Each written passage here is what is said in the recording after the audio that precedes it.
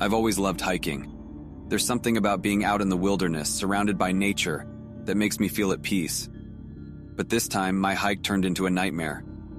I was hiking in the mountains with a group of friends. We were all experienced hikers, and we had planned a challenging but safe route. We started out early in the morning, and we were making good progress. We were about halfway through our hike when we stopped for a break. We sat down on a rock and took a few sips of water. As we were resting, we heard a noise in the distance. It sounded like someone was yelling for help. We all looked at each other, wondering what it was. We decided to investigate. We followed the sound of the yelling, and we soon came to a clearing. In the middle of the clearing was a man. He appeared unharmed but was gesturing frantically for us to come over. As we approached the man, the ground suddenly gave way beneath us. We tumbled into a deep pit that had been camouflaged and covered with leaves. The man peered into the pit, an evil grin on his face. We realized with horror that it was a trap, and the man was not in distress at all. We were all shocked and scared. We screamed for help, but no one came.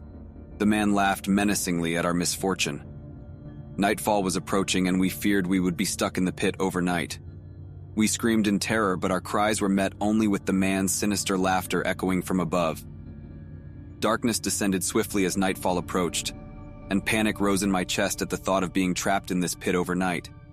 We were battered, bruised, and exhausted from our fall, and the walls of the pit were nearly vertical, made of hard-packed dirt and rough stones. Escape seemed impossible. After a few terrifying hours, we finally managed to climb out of the pit. We emerged battered and exhausted, determined to get as far away from that evil man as possible. We hiked through the night and only stopped when daylight came. We reported the incident to the authorities, but the man was never found. The memory of that fateful hike haunts me to this day. I still love hiking, but now I'm always suspicious of strangers calling for help. You never know who might have sinister intentions, even in the depths of nature's beauty. Danger lurks everywhere, not just in the form of wild animals. There are human predators in this world who thrive on inflicting suffering on others.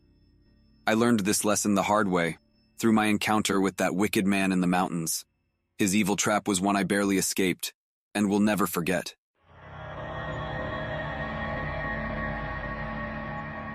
It was a crisp, sunny autumn day, perfect weather for hiking.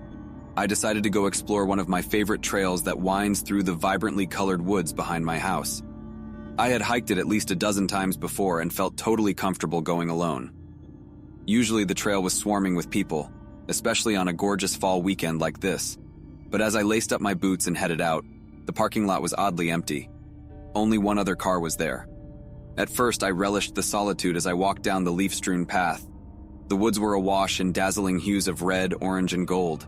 It was so peaceful without the chatting hikers, barking dogs, and shouting kids that normally crowded the trail. After about 15 minutes, I ran into the only other person out there, a man who looked to be in his mid to late 30s. He was wearing jeans, a flannel shirt, and carrying a large camera. I nodded a friendly greeting as our paths crossed. He smiled back politely and kept walking. However, over the next hour, I kept seeing him again and again. No matter which way I turned on the winding trail, he seemed to pop up. I tried telling myself it was just a coincidence in such a small area. But something felt off.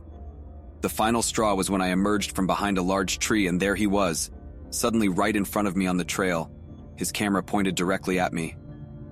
My heart jumped as I realized he wasn't just there snapping photos of nature. I was his subject. I muttered a quick greeting and pushed past him, picking up my pace. I could feel his eyes following me as I tried not to break into a run.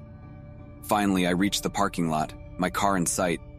Just as I grabbed my keys, I heard footsteps behind me, and then a voice said, "You look great in those photos." I whipped around to see the man from the trail standing there, a twisted smile on his face.